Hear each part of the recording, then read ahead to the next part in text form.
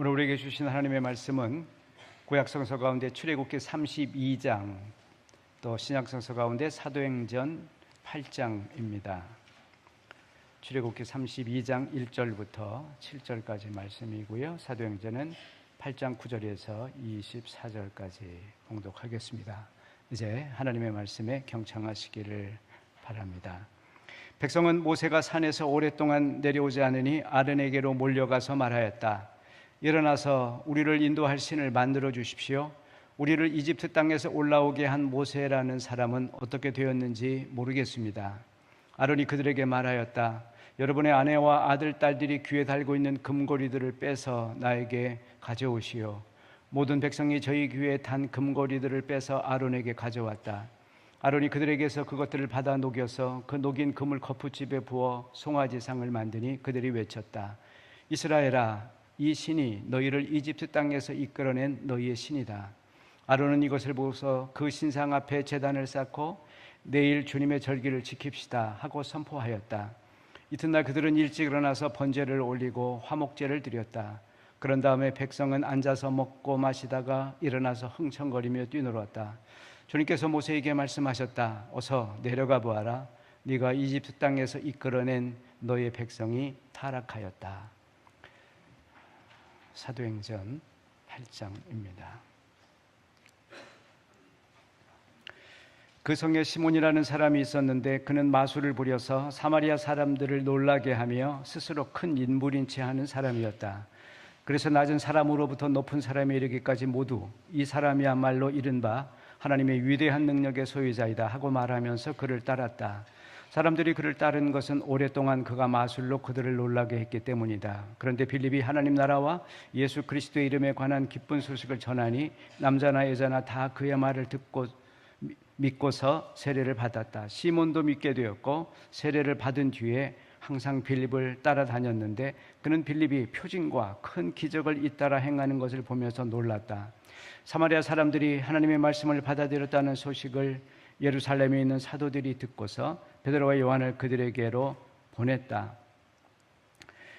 두 사람은 내려가서 사마리아 사람들이 성령을 받을 수 있게 하려고 그들을 위하여 기도하였다. 사마리아 사람들은 주 예수의 이름으로 세례만 받았을 뿐이요 그들 가운데 아무에게도 아직 성령이 내리시지 않았던 것이었다. 그래서 베드로와 요한이 그들에게 손을 얹으니 그들이 성령을 받았다.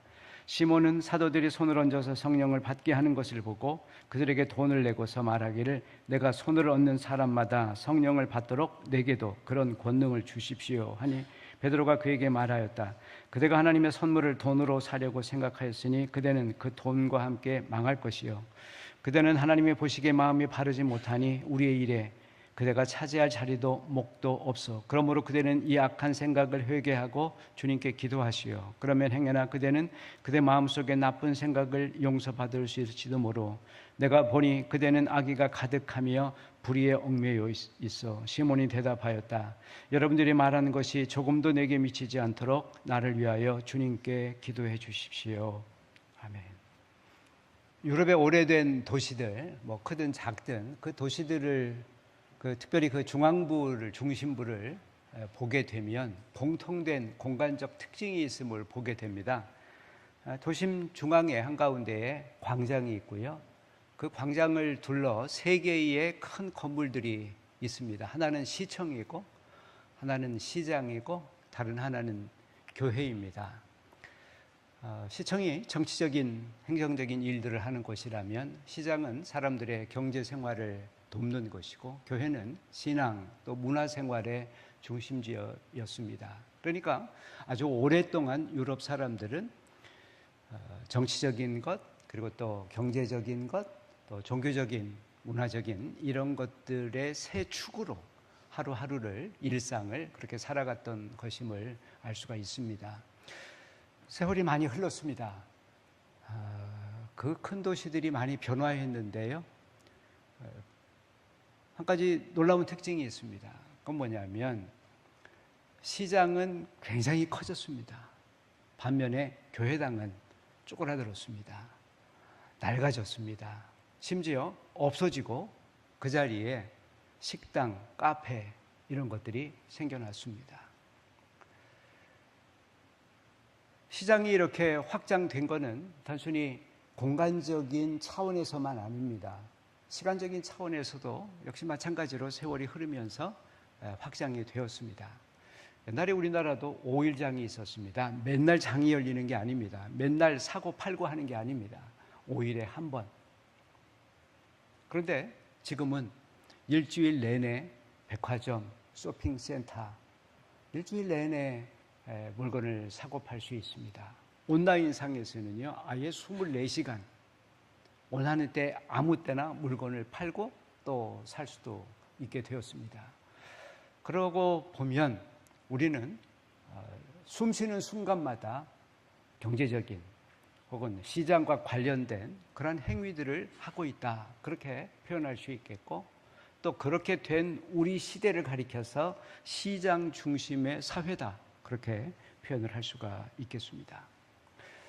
시장은, 특별히 근대에 발전한 시장 경제는 전 세계의 경제 생활을 굉장히 많이 발전시켰습니다.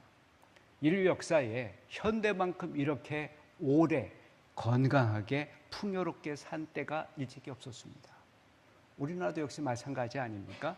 이렇게 잘 살고 이 무더위에 그래도 에어컨 시원하게 예배 드릴 수 있는 건 다 시장 경제 시스템의 덕이다, 이렇게 생각하면 되겠습니다. 그렇지만 이러한 시장 경제, 이러한 시장 사회가 문제가 없는 것은 아닙니다. 많은 부작용을 갖고 있습니다. 첫 번째로 시장은요, 모든 것을 상품화하려고 하는 그러한 유혹을 받습니다. 생텍쥐페리의 어린 왕자에 보면 여우가 사막에서 만난 어린 왕자에게 이렇게 얘기를 합니다. 친구를 파는 가게는 없어. 친구를 파는 상점은 없어. 친구는 길들이는 거야. 책임을 지는 거야. 사실 사랑이나 우정이나 신앙 같은 이런 가치들은 거래할 수 없는 것입니다. 거래해서도 안 되는 것입니다. 그러나 우리가 살아가는 이 시장 사회에서는 단순히 먹고 마시는 것, 혹은 옷, 가구, 이런 것만 사고 파는 것이 아니라 팔아서는 안 되는 것들, 거래해서는 안 되는 이러한 근본적인 가치들도 팔려고 하고 사려고 한다고 하는 것. 그것이 바로 첫 번째 지적할 수 있는 문제입니다.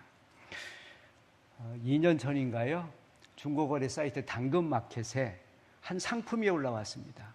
난리가 났습니다. 36주 된 아이를 20만 원에 내놓았습니다. 그 정도는 약과입니다. 교회 역사를 보면 신앙과 영성도 팔았습니다. 사람만 판 게 아니라 하나님도 판매를 했습니다. 무슨 말인가요?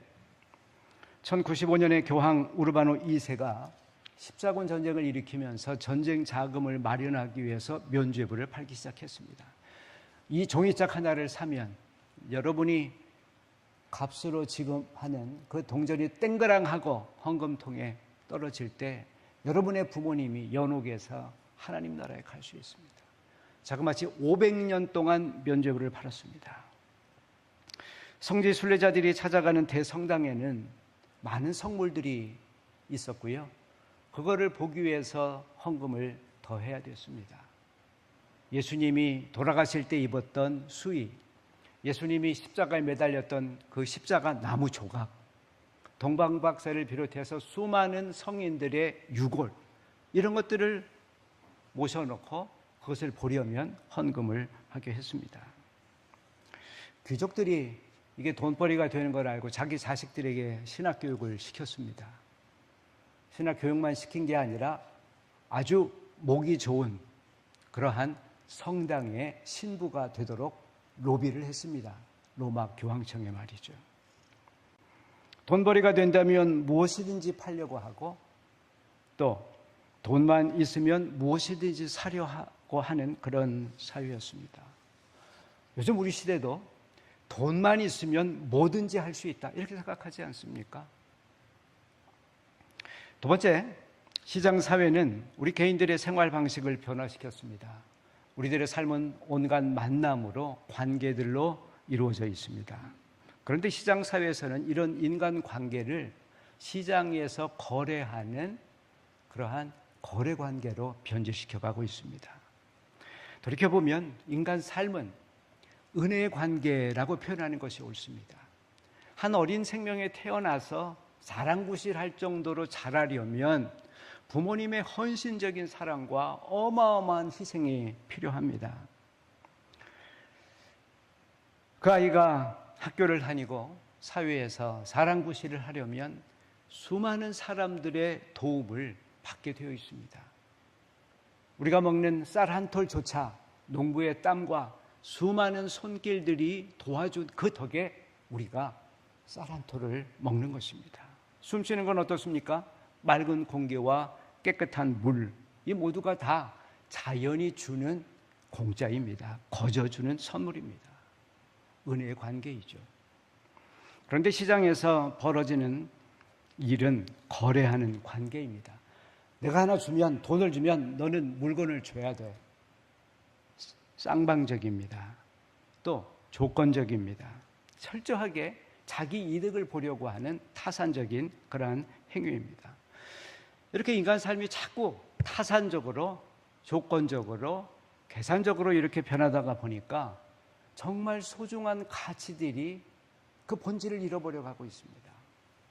예를 들면 젊었을 때 읽었던 청춘 소설 혹은 연애 소설, 가슴 떨나게 하는 그 낭만 가득한 사랑과 연애까지도, 결혼까지도 조건 만남이 돼가고 있습니다.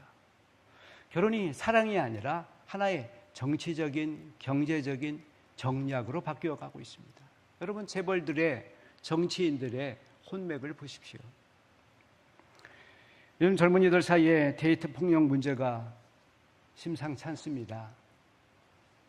애인과 헤어지면서 내가 너에게 준 선물 도로내. 도대체 사랑은 뭐고 선물은 뭔가 하는 생각을 하게 합니다. 또 인터넷 뉴스에 보면요, 결혼식을 하면서 축의금 문제로 젊은이들 사이에 논쟁이 붙었습니다.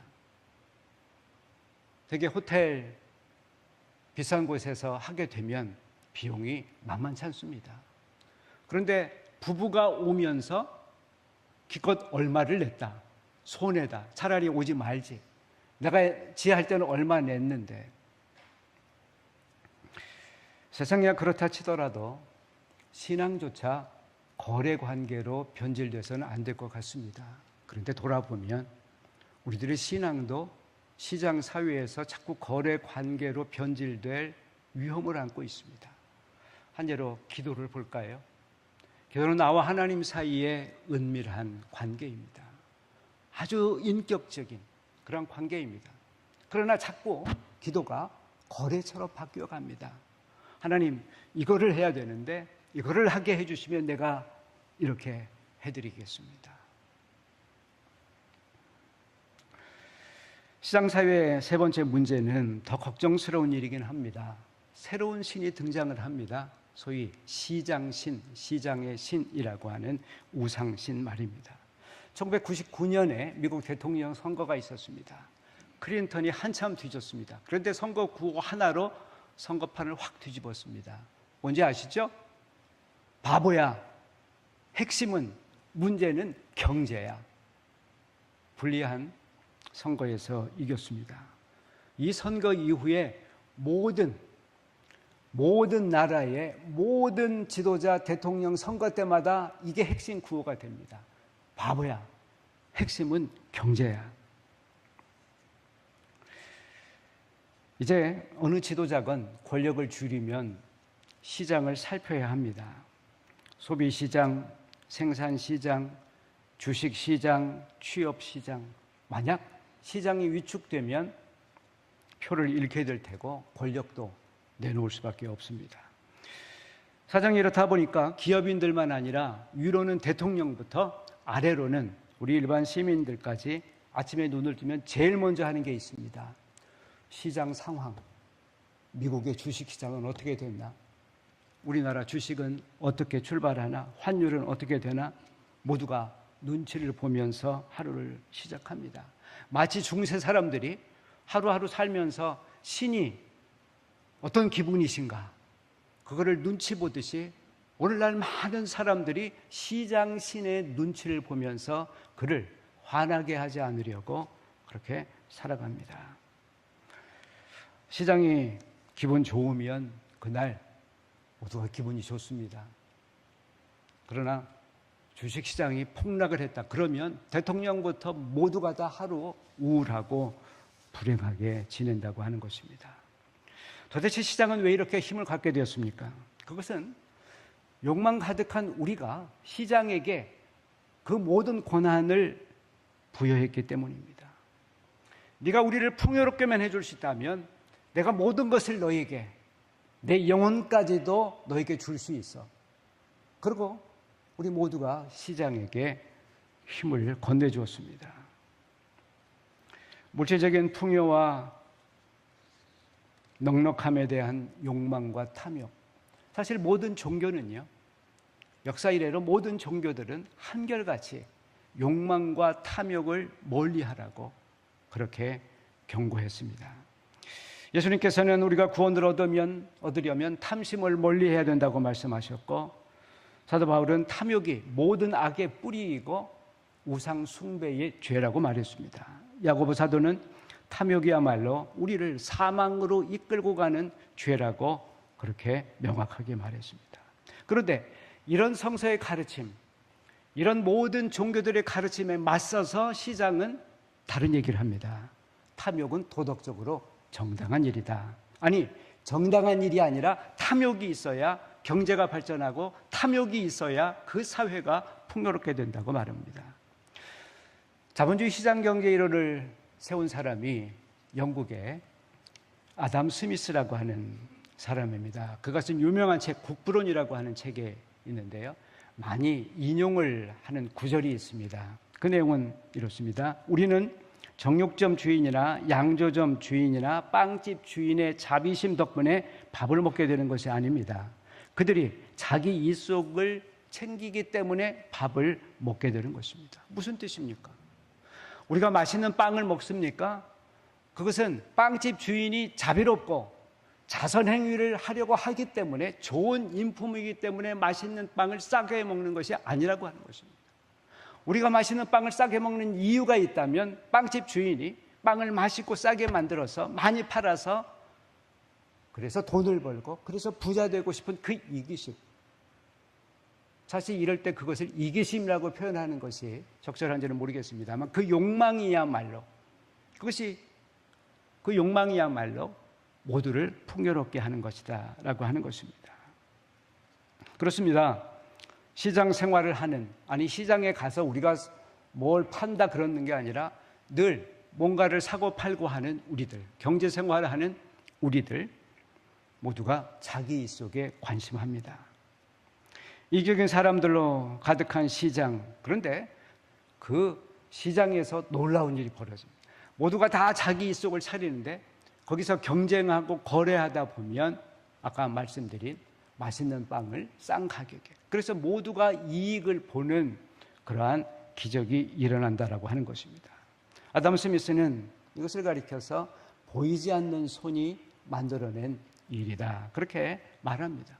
마치 마법사의 손처럼 모두가 다 자기 이기심, 자기 욕망을 추구하는데 시장이라고 하는 그 과정을 통해서 모두가 다 좋게 된다고 하는 정말 환상적인 그러한 기적입니다. 물론 거기에는 조건들도 있습니다.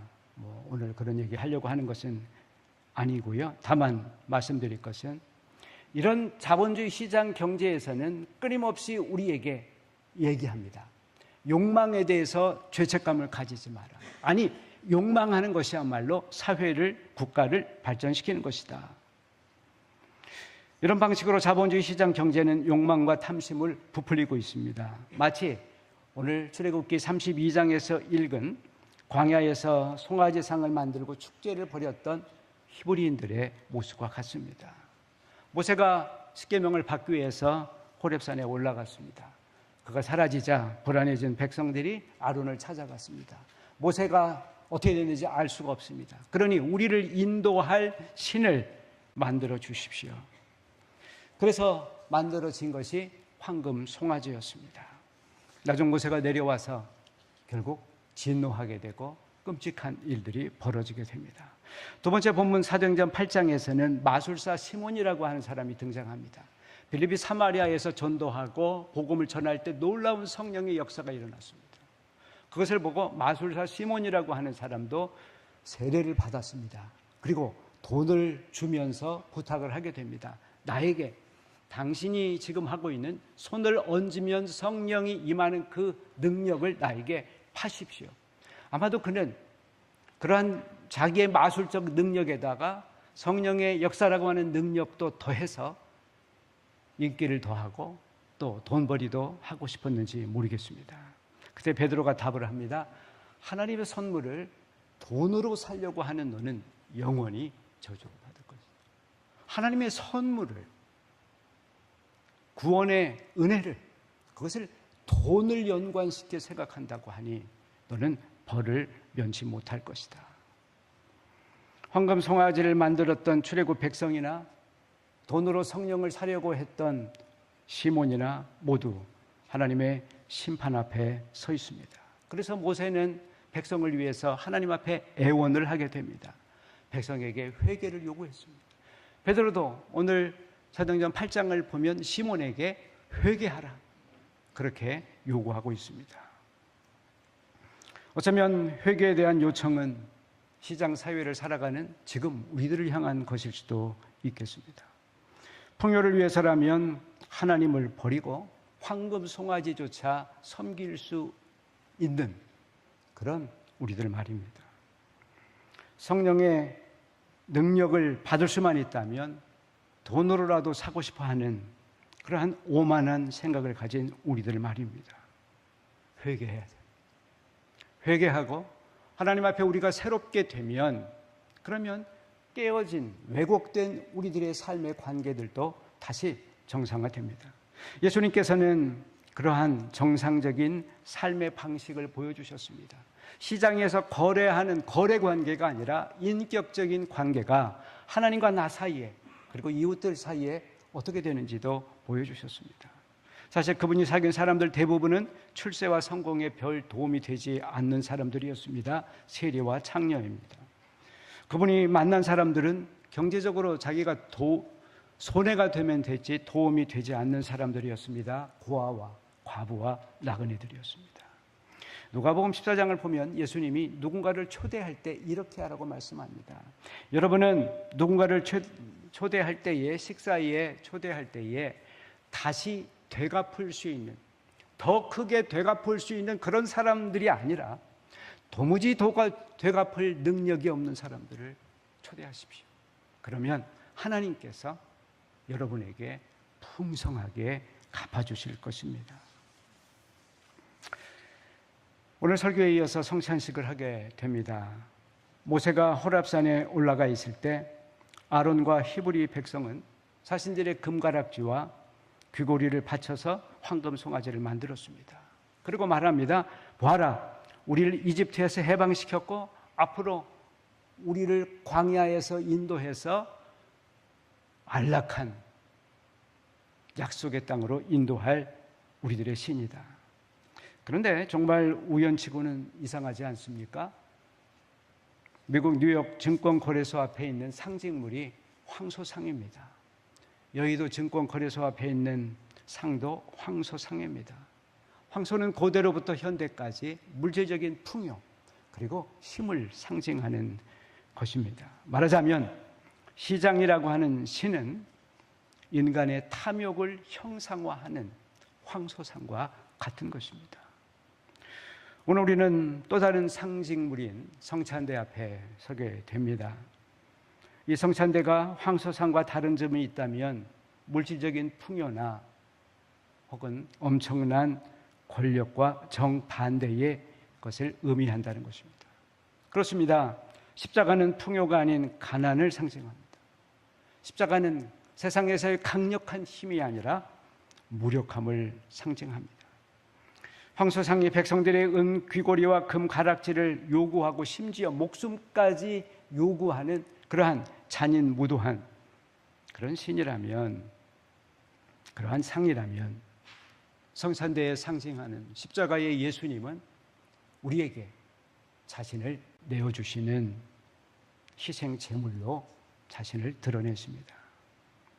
그러므로 우리가 성찬대 앞에서 그분의 살과 피를 마신다는 일은 먼저는 금송아지로 상징되는 시장신이 아니라 십자가를 통해 자신의 사랑을 드러내시는 하나님만, 십자가에서 자신을 내어주신 예수 그리스도만 섬기겠다고 하는 고백입니다.